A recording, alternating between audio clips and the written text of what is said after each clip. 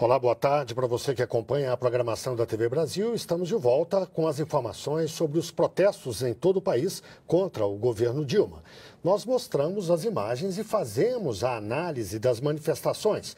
Aqui em Brasília, eu tenho a companhia da jornalista Tereza Cruvinel. Daqui a pouco vamos ouvir o comentário dela. Antes, vamos a São Paulo para falar com o Florestan Fernandes Júnior. Florestan.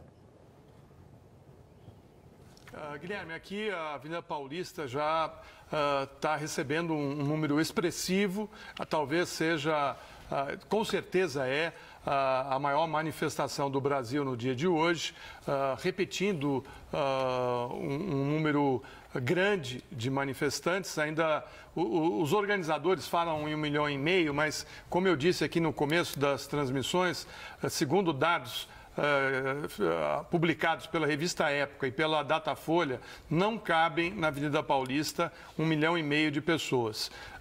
Se você colocar 18 pessoas por metro quadrado, você teria, no máximo, 650 mil pessoas, segundo um trabalho feito pela revista Época e pelo Datafolha, 1,5 milhão se você pegasse toda a Avenida Paulista e também a Avenida da Consolação, que é uma avenida muito grande aqui de São Paulo.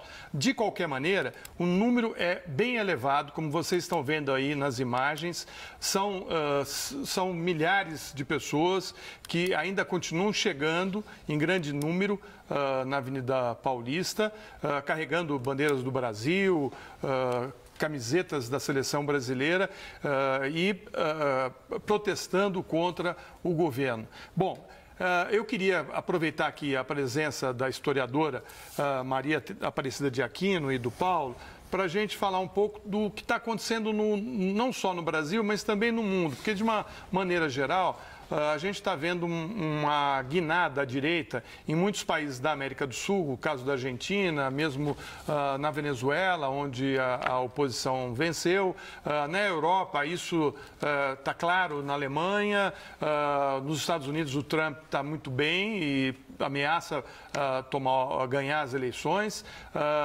Na Espanha, uma situação de impasse, onde você tem a esquerda e a direita dividindo o poder, e o mesmo ocorrendo em Portugal, onde o presidente é de direita e o primeiro-ministro é de esquerda, ou seja, o mundo está meio confuso e não sabe direito para onde ir. Como é que você está analisando esse momento, Maria Aparecida? Olha, com muita preocupação, porque quando a gente olha essa onda de direitização, é alguma coisa que assusta absolutamente. Então, quando você pensa, por exemplo, Evo Morales teve dificuldades, você pensa que Cristina Kirchner perde as eleições e perde as eleições para uma pessoa que tem uma representatividade até um pouco questionável, vamos dizer assim. Se você pensa, por exemplo, que no caso da Espanha temos um problema grave, no caso de Portugal nós temos um nível de desemprego absolutamente elevado, para eles uma taxa de 20%, na Espanha 25%. Quando você pensa a possibilidade assustadora de Donald Trump fazer alguma coisa ou chegar muito perto do poder ou chegar ao poder, e quando você pensa que a Alemanha também não vive os seus melhores dias, nós estamos vivendo um momento de direitização mundial. E não dá para separar o que está acontecendo com o Brasil desse movimento de direitização mundial. Ou seja, nós fazemos parte de um contexto e é preciso que se analise a situação dentro dessa contextualização. E aqui eu gosto, como sou historiadora, gosto de fazer algumas lembranças do passado. Há muitos anos atrás, há quase 50 anos atrás, nós vivemos uma situação muito semelhante, em 1968.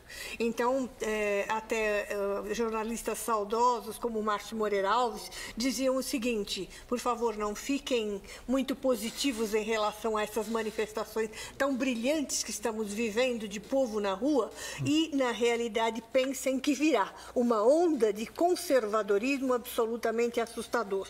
Agora, por que eu me assusto com o conservadorismo? Porque o conservadorismo só traz coisas negativas. O que é ser conservador? O conservador é aquele indivíduo que não consegue enxergar o outro e não consegue enxergar que o outro tem o mesmo nível de direitos dele. E esse é o pior dos mundos. Pois é, Paulo, o Brasil avançou nesses últimos anos, há imagens da Avenida Paulista, avançou bastante nessa questão da distribuição de renda e também na questão do atendimento às famílias mais carentes. Você acha que isso está em risco? Você acha que esse governo realmente se esgotou?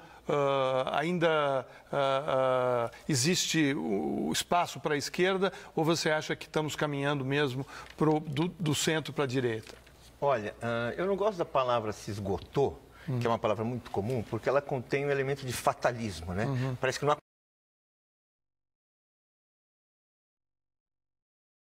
O avanço da direita nos Estados Unidos é inegável, mas por enquanto é o Partido Democrata que é favorito, né? Uma coisa importante para dizer, né? Na América Latina você tem um avanço importante, mas no Uruguai, né? Foi a esquerda que ganhou, né?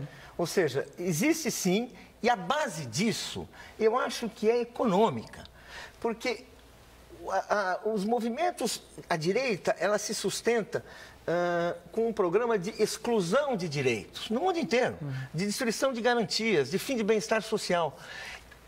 Os partidos de esquerda ou progressistas, o nome que a gente quiser dar, nas nossas sociedades, eles necessitam de crescimento para poder distribuir renda. Eles necessitam de crescimento econômico para ter desenvolvimento, para criar empregos. E quando você vive um período, e nós vivemos, e vamos completar, em 2008, a gente vai completar 10 anos de uma crise econômica do capitalismo mundial, a pior crise desde 1929, sem uma saída à vista.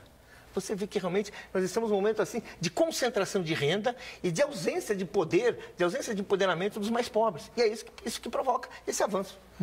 Maria Tereza, a gente viu aí as imagens da Avenida Paulista. Você acha que São Paulo realmente é o carro-chefe desse eleitorado de direita, mais conservador? Por que é isso? Olha, lamento dizer, é o meu estado, eu amo o meu estado, amo São Paulo, não moraria em outro lugar, mas na realidade, eu lamento dizer, é o carro-chefe sim.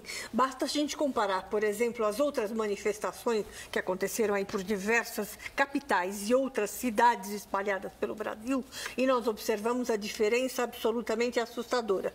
E não é uma diferença somente pelo fato de que São Paulo tem a maior população de cidade do Brasil. Não é só por isso. Na realidade, São Paulo tem sido, nos últimos tempos, o carro-chefe dessa terrível onda de conservadorismo que nós estamos vivenciando. Agora, por que isso acontece, né? Por que São Paulo é esse centro de conservadorismo?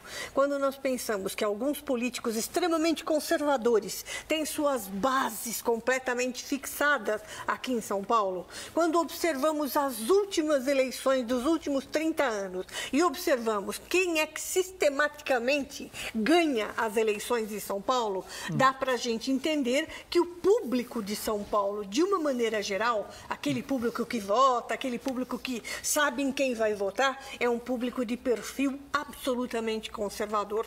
Talvez porque tenha uma condição diferente em relação aos outros estados e outras cidades, melhor do que os demais. Paulo, qual a avaliação que você faz dessa movimentação de hoje, esse número elevado de pessoas na Avenida Paulista? Você acha que há aí uma vitória das forças de oposição no dia de hoje ou o jogo continua empatado? Olha, eu acho que primeiro que tem, para mim, tem uma novidade aí.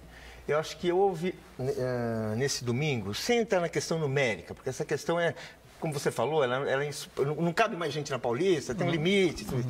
Mas para mim tem uma coisa que é importante, que é o seguinte, acho que o engajamento do empresariado foi grande. Engajamento do empresariado, para mim, é uma mudança em relação ao que você teve há um ano atrás. Há um ano atrás havia um certo crédito do empresariado ao governo. Agora não. Agora você tem aí, você vê que tem entidades empresariais, é surpreendente o número de entidades que existem, não é só a Fiesp do Paulo Scaff, são várias entidades que também tiveram engajamento em convocar, e você vê nos jornais, quer dizer, então você eu acho que isso aí tem uma mudança, que reflete, sim, né, as dificuldades políticas do governo. Dificuldades políticas, não são dificuldades éticas, dificuldades políticas, eu acho que reflete isso aí. Se é uma vitória ou não, eu acho que a gente tem que lembrar a coisa que discutiu aqui no início. Hoje é o primeiro capítulo. É o capítulo das pessoas que são contra o governo, que querem impeachment, e muitas delas fecham o olho até aceitariam um golpe, né? O segundo capítulo é sexta-feira. quando aí as forças que defendem esse governo e que em 16 de dezembro deram uma demonstração de sua força no Brasil inteiro, né? Sem apoio da mídia, não custa lembrar, né? Tratados assim quase que como um fenômeno exótico, etc. Conseguiram fazer um movimento que brecou aquelas pressões que haviam no final do ano passado. Eu acho que a gente vai entender, do ponto de vista de como o que a rua está dizendo, o que a população está dizendo, na sexta-feira, não é hoje. Tá certo, Paulo. Vamos voltar a Brasília, Guilherme. Obrigado, Florestan. Tereza Cruvinel, eu gostaria de continuar nesse veio aberto lá pelo Paulo Moreira Leite. E as forças, as chamadas forças populares, os movimentos sociais, do campo, das cidades, os sindicatos, que esperar deles? Que tipo de reação? Pois é, Guilherme, até este momento a gente pode dizer assim que êxito maior das manifestações de hoje, primeiro do ano, né, está sendo o de São Paulo. Do resto do Brasil, são manifestações que empatam praticamente com as do ano passado. E o Brasil não é São Paulo. Como acho que o Paulo falava ali, a professora Maria Aparecida, né, a extração social dos que protestam em São Paulo é bastante conhecida, né? De classe média alta, branca, formação universitária, isso já foi pesquisado, né? Agora, tem o resto do Brasil. E os benefícios que o atual governo, os governos do ciclo petista proporcionaram, os maiores beneficiários estão no resto do Brasil. As manifestações da esquerda previstas para sexta-feira e depois para o dia 30, eu acredito que elas terão, dessa vez, uma resposta diferente, mais forte. Por quê? Primeiro, até no ano passado, os movimentos sociais estavam ainda muito intimidados, havia ainda uma divisão muito grande, porque CUT, movimentos sindicais, etc., ficava uma ambiguidade entre combater certas medidas do governo e apoiar o governo. Então, ficava sou contra e sou a favor ao mesmo tempo, né? Houve manifestações da esquerda que tiveram esse tom de ambiguidade. Agora, não. Embora discordando de algumas questões, há uma unidade na esquerda e nos movimentos sociais no sentido de que trata-se de defender a democracia, de evitar que o governo seja desalojado sem razões legais consistentes, né? Trata-se de evitar que o Estado Democrático de Direito seja violado, e para muitos ele já foi violado com muitas medidas da Lava Jato. O meio jurídico, que estava muito recolhido ali, intimidado, também despontou. No próprio Supremo Tribunal Federal, alguns ministros disseram que é preciso colocar os pingos nos is antes que seja montado um paredão na Praça dos Três Poderes, como foi o caso do ministro Marco Aurélio. Então, tudo isso, acredito que vai desinibir as forças de esquerda e os movimentos sociais em relação à conduta mais intimidada e reprimida do ano passado, dos movimentos do ano passado. Vamos ver. Se for assim, como eu estou acreditando que vai ser, continuamos com a crise, digamos, a rua é empate. E se decide aqui no terreno do Congresso, no terreno das elites políticas, que tentam, de um lado, digamos, fazer atalhos e os outros resistindo para tentar manter a observância das regras democráticas. Obrigado, Tereza Cruvinel. E nós voltamos daqui a pouco com outras informações sobre os protestos contra o governo.